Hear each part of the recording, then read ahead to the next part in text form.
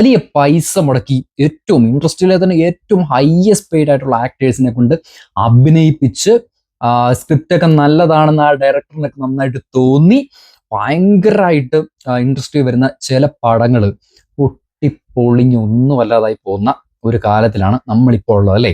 അതേസമയം ഒരുപാട് പൈസയൊന്നും ഇൻവെസ്റ്റ് ചെയ്യാതെ ആ ഒരു സ്ക്രിപ്റ്റിന്റെ ക്വാളിറ്റിയുടെ ബലത്തിൽ വരുന്ന ചില പടങ്ങൾ ഭയങ്കരമായിട്ട് അങ്ങോട്ട് ഹൈ ആയിട്ട് എല്ലാ ആളുകളുടെ ഉള്ളിലേക്ക് ഇനി ഇറങ്ങി ചെല്ലുന്നതായിട്ട് നമ്മൾ കണ്ടിട്ടുണ്ട്. എന്താണ് ഇതിനുള്ളൊരു കാരണമെന്നറിയാവോ? അപ്പൊ അതാണ് കേട്ടോ നമ്മൾ ഇന്ന് എക്സ്പ്ലെയിൻ ചെയ്യാൻ വേണ്ടി പോകുന്നത്. എപ്പോഴും സംഭവിക്കുന്ന എന്താണെന്ന് ചോദിച്ചു കഴിഞ്ഞാൽ, ഒരു നോർമൽ ആയിട്ടുള്ള ഒരാളെ സംബന്ധിച്ച് വളരെ സാധാരണ ഒരു ജീവിതം. രാവിലെ ജോലിക്ക് പോകുന്നു, ചെറിയ കൂട്ടുകാരൊക്കെ ആയിട്ട് ടൈം സ്പെൻഡ് ചെയ്യുന്നു അല്ലേ, നിങ്ങൾക്കൊരു കാമുകിയുണ്ട്, കാമുകിയോടൊക്കെ സംസാരിക്കുന്നു, എങ്ങോട്ടെങ്കിലും ഒക്കെ കറങ്ങാനൊക്കെ പോകുന്നു, നിങ്ങൾ തിരിച്ചു വരുന്നു. അങ്ങനെ ഒരു ജീവിതത്തിലാണ് നിങ്ങൾ ജീവിക്കുന്നതെങ്കിൽ, അല്ലെങ്കിൽ നിങ്ങൾ ഫാമിലി ആയിട്ടൊക്കെ നിങ്ങൾ വൈഫായിട്ട് നിങ്ങൾ മക്കളൊക്കെ ആയിട്ട് ടൈം സ്പെൻഡ് ചെയ്യുന്ന ഒരാളാണെങ്കിൽ, നിങ്ങളെ സംബന്ധിച്ച് നിങ്ങൾക്ക് ഏറ്റവും അധികം കണക്റ്റ് ആവുന്ന പടങ്ങൾ എന്ന് പറഞ്ഞാൽ എങ്ങനത്തെ പടങ്ങളായിരിക്കും? വളരെ നോർമൽ ആയിട്ടുള്ള വളരെ സാധാരണ കഥകൾ പറയുന്ന, നമ്മൾ ഡെയിലി നമ്മൾ എങ്ങനെ ജീവിക്കുന്നോ ആ ഡെയിലി ജീവിതം പറയുന്ന ഒരു കഥ വന്നു കഴിഞ്ഞാൽ, അങ്ങനെ ഒരു സിനിമ വന്നു കഴിഞ്ഞാൽ നമ്മൾ ഉറപ്പായിട്ടും അത് പോയി കാണും. നമുക്കത് ഭയങ്കരമായിട്ട് നമുക്കത് കണക്റ്റ് ആവും. അതുകൊണ്ടാണ് വളരെ ലോ ബഡ്ജറ്റിൽ എടുക്കുന്ന പല സിനിമകളും നമ്മുടെ ഈ മലയാളം ഇൻഡസ്ട്രി മാത്രമല്ല കേട്ടോ, ലോകത്തുള്ള എല്ലാ ഫിലിം ഇൻഡസ്ട്രീസിനും വലിയ ഹിറ്റ് ആവുന്നത്. ഞാനൊരു എക്സാമ്പിൾ ഞാൻ പറയാം. അതായത് നമ്മളിപ്പോൾ ഈ മലയാളം ഇൻഡസ്ട്രിയിൽ എടുക്കുകയാണെങ്കിൽ ദിലീഷ് പോത്തൻ. ഓക്കെ, ദിലീഷ് പോത്തൻ എന്ന് പറയുമ്പോൾ തന്നെ നമുക്കൊരു സന്തോഷമാണ്. ദിലീഷ് പോത്തൻ എന്ന് പറയുന്ന ആ ഒരു ബ്രില്യൻ ഡയറക്ടർ മഹേഷിന്റെ പ്രതികാരം എന്ന് പറഞ്ഞൊരു പടം എടുത്തു. ഓക്കെ, ഞാൻ ഒരു ഇടുക്കി ബേസ് ആയിട്ട് വളർന്നു വന്ന ഒരാളാണ്. അപ്പൊ ഞാൻ എൻ്റെ ചെറുപ്പത്തിലൊക്കെ എൻ്റെ വീടിനടുത്തൊക്കെ കാണുന്ന ചേട്ടന്മാര്, അല്ലെങ്കിൽ എന്താ പറയാ, നമ്മുടെ വീട്ടിലുള്ളവര്, നമ്മുടെ തൊട്ട് അയലോക്കത്തൊക്കെ താമസിക്കുന്ന ആളുകള്, അപ്പൊ ഇവരെയൊക്കെ നമ്മൾ എങ്ങനെയാണോ കണ്ടത് അതേപടി അങ്ങ് പടത്തിലേക്ക് അങ്ങ് അങ്ങ് ഒപ്പി എടുത്തിരിക്കുകയാണ് ഈ മഹേഷിന്റെ പ്രതികാരം എന്ന് പറഞ്ഞ പടം. ഇതുപോലെ ഹിറ്റ് ആവാനുള്ള ഒരു കാരണം എന്ന് പറഞ്ഞാൽ ഇതാണ്. ഇപ്പൊ ഞാനൊരു ഒരു ഹൈ റേഞ്ച് ബേസിൽ വന്ന ഒരാളായതുകൊണ്ട് മാത്രം എനിക്ക് മാത്രം അത് കണക്ട് ആയി എന്നുള്ളതല്ല, അത് ഭയങ്കരമായിട്ട് കേരളം മുഴുവൻ വൻ ഹിറ്റായിരുന്നു. എന്തുകൊണ്ടാണ് ഇങ്ങനെ സംഭവിക്കുന്നത്? അതായത് എല്ലാ മനുഷ്യർക്കും, ഇപ്പൊ നമ്മൾ ആ ഒരു ബേസിൽ നിന്ന് വളർന്നു വരുന്ന ആൾക്ക് മാത്രമല്ല, ഭയങ്കരമായിട്ട് ഒരു ഫ്ലാറ്റിൽ, ചെറുപ്പം തൊട്ടൊരു ഫ്ലാറ്റിൽ ജീവിക്കുന്ന ആൾക്ക് പോലും വളരെ പ്രകൃതിയും വളരെയധികം സ്നേഹത്തോടെ കഴിയുന്ന അയൽപക്കവും അങ്ങനെയുള്ള കഥകൾ കാണാൻ ഭയങ്കര ഇഷ്ടമാണ് അല്ലേ. അങ്ങനെയുള്ള ജീവിതങ്ങൾ, നോർമലായിട്ട് നമ്മളൊക്കെ സാധാരണക്കാരുടെ ജീവിതങ്ങൾ പറയുന്ന കഥകളാണ് ഈ മഹേഷിന്റെ പ്രതികാരം എന്ന് പറഞ്ഞ പടങ്ങൾ. അപ്പൊ അതിനകത്തൊക്കെ ഒപ്പി എടുത്തിരിക്കുകയാണ്.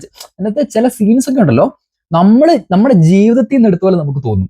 അത്രയ്ക്ക് നമുക്കങ്ങ് കണക്റ്റ് ആവും. പക്ഷെ അതേ സമയത്തേക്ക് ഭയങ്കരമായിട്ട് ബഡ്ജറ്റ് വരുന്ന ചില പടങ്ങൾ പൊട്ടിപ്പോകാതെ ചില പടങ്ങൾ വിജയിക്കും. ഓക്കെ, എല്ലാ പടങ്ങളും ഹൈ ബഡ്ജറ്റ് വരുന്ന പടങ്ങൾ പൊട്ടിപ്പോകുന്നില്ല ഞാൻ പറയുന്നത്. അങ്ങനെ വിജയിച്ചൊരു പടമാണ് നമ്മൾ പറയുന്ന ഈ KGF എന്ന് പറയുന്നത്. അപ്പൊ ഈ KGF-ന്റെ കാര്യത്തിൽ ശരിക്കും എന്താണ് സംഭവിച്ചതെന്നറിയോ?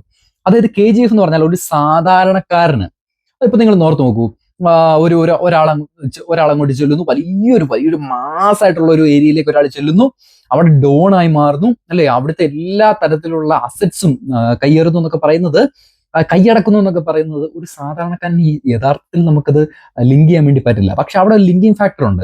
അതായത് റോക്കി ബായ് എന്ന് പറഞ്ഞ ഒരു ക്യാരക്ടറിന് അമ്മയായിട്ടുള്ള ഒരു കണക്ഷൻ, ആ അമ്മയുടെ ഡ്രീമിന് വേണ്ടി അദ്ദേഹം അധ്വാനിക്കുന്നു.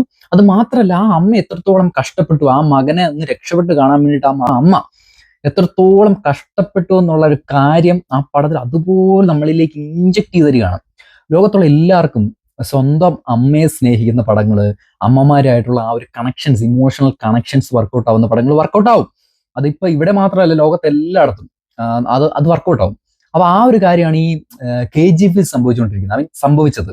അതുകൊണ്ടാണ് അതൊരു വലിയ ഹിറ്റായി മാറിയത്. അപ്പം ബേസിക്കലി എന്താണ് സംഭവിക്കുന്നത്? നല്ല സ്ക്രിപ്റ്റ് വേണം, നല്ല നല്ല ഹെവി ആയിട്ടുള്ള ഒരു നല്ല ഇമോഷണലി കണക്റ്റ് ആവുന്ന തരത്തിലുള്ള നല്ല നല്ല സ്ക്രിപ്റ്റുകൾ ഉണ്ടെങ്കിൽ ഈ പടങ്ങൾ എത്ര ബഡ്ജറ്റ് വേണമെങ്കിലും ഇടാം, എത്ര ബഡ്ജറ്റ് വേണമെങ്കിലും വാരി നമുക്കറിയാം. കാര്യം അത് ഉറപ്പായിട്ട് ഹിറ്റ് ആവും.